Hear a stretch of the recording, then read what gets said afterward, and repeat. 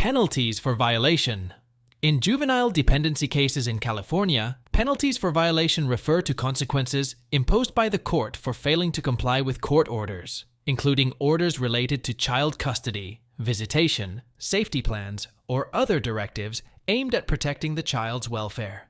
Here are key points about penalties for violation in juvenile dependency cases. 1. Contempt of court. One of the primary penalties for violating court orders in dependency cases is contempt of court. Contempt may be civil or criminal in nature and can result in fines, sanctions, or even imprisonment for individuals found in contempt.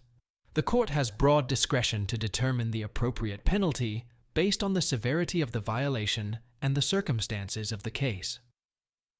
2. Sanctions and remedies. In addition to contempt proceedings, the court may impose other sanctions or remedies to address violations of court orders. This may include modifying existing orders to better address the needs of the child or imposing additional requirements or conditions on parties involved in the case. Sanctions and remedies are designed to encourage compliance with court orders and ensure the safety and well-being of the child. 3. Custodial interference.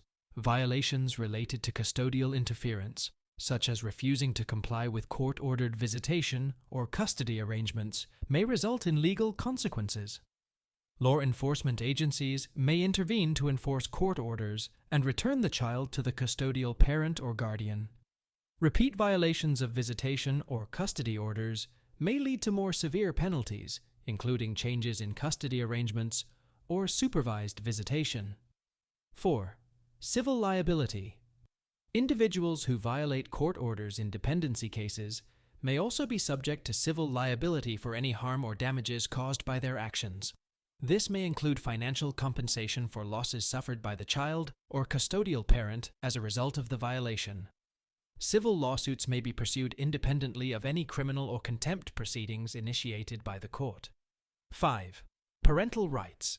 Persistent or egregious violations of court orders may ultimately impact parental rights, particularly if the court determines that the parent's actions are detrimental to the child's safety or well-being. In extreme cases, the court may terminate parental rights or modify custody arrangements to protect the child from further harm.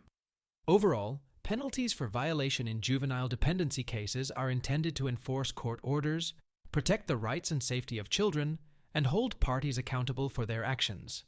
The severity of penalties may vary depending on the nature and severity of the violation, as well as the best interests of the child involved.